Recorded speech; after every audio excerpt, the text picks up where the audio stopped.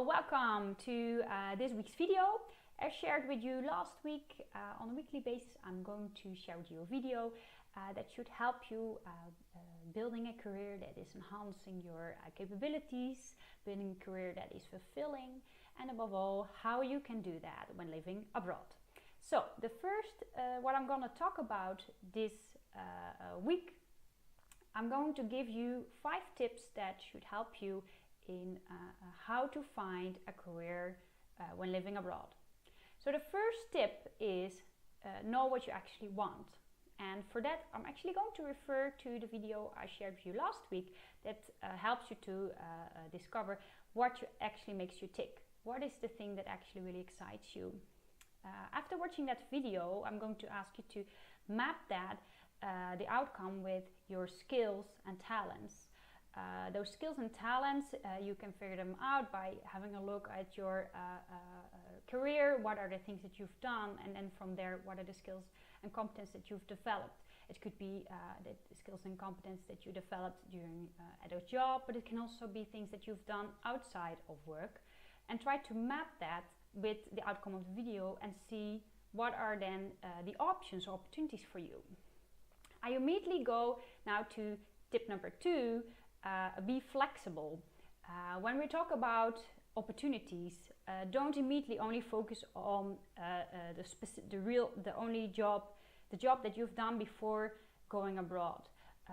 Try to broaden your horizon a little bit in order to increase the opportunities. So, for example, try to look for that role in different business areas where there might be a need in the market. Or look for other ways to fulfill what you like to do. For example, setting up your own business, or working freelance, or working project-based. For example, project-based might sometimes be interesting because companies don't always have the budget for a full headcount, but they sometimes do have a project that needs to be done, and there might be some budget for having someone working for them temporarily. But you can also consider working remotely, maybe for your previous employer or for the companies that are okay if you work remotely.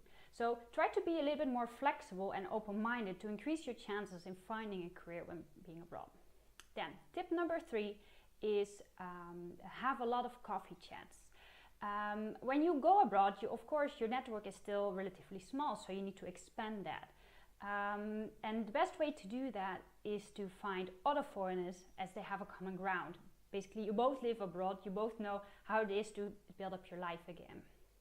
Another group of people who is very interesting to talk to are actually locals, but locals who have or had an international exposure. So either they lived abroad or they're working with foreigners. And why is that so interesting? Because they actually see the value that you can bring as a foreigner, because they have worked with foreigners, basically. So when you're meeting with them for coffee chat, don't immediately start asking, okay, I need a job, can you help me find one? That doesn't really work. So really try to first understand how it was for them to find, their career. Try to build a bit of a relationship, how it was for them to live here, to work with locals, to work to build a career here. And from there, when you're sharing what it is you're looking for, you're exploring, then you can see if there are ways that person maybe can help you, either by introducing you to somebody or to a company, or maybe looking internally. Okay. The thing what I would recommend to avoid, and that's actually applicable in general with a job search, but it's applicable especially when living abroad. Don't just try to send CVs to local job vacancies. And particularly if they are not specifying that it's an international role. What is happening is then your CV is being seen in an HR department, probably by a local who doesn't really know properly your credentials, doesn't know what is your diploma, what your diplomas are worth. Probably that person doesn't really know the name of the company, unless it's a large multinational. So, and he or she will see that you are a foreigner, which often is then being considered, okay, that is more complicated than processing a local. So the chance that your CV is then not being considered is pretty big. So the biggest chance to actually look for opportunities is really via coffee chats, meeting with people, and then from there indirectly there are opportunities that might arise. So coffee chats. Then tip number 4, language. Yes, language is often important to learn in order to integrate in society, etc. But don't overestimate it. And also, it takes really a long effort. I mean, it takes maybe a couple of months to learn the language to a level where you can have a chit chat in an informal setting, or maybe you can order something in a restaurant.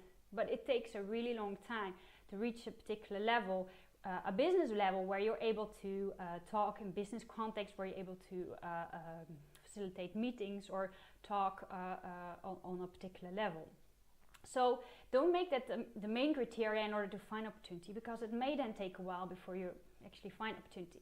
So my advice to you here is try then to find international companies, or have a look at companies where people are okay if the employees don't speak the local language or speak it only at a basic level. And how to figure out which companies are that. The coffee chats actually definitely work. So try to figure it out in that way. Then the fifth tip that I want to close with is keep up the positive spirit. Don't always follow other people's opinions too much. And in particular the one that share with you, oh, it's going to be very hard. Yes, finding a career or finding a job abroad can be very hard. It is not easy. It's definitely a little bit more difficult than if it would be in your home country, but it's not impossible. If you keep up this positive spirit, and if you're not being led discouraged too much by the standard discouragements. And I'm going to share with you my own experience, so you know a little bit better what I mean with that. So at some point I was having a conversation with a manager of a large corporate organization who was living in Manila, and I was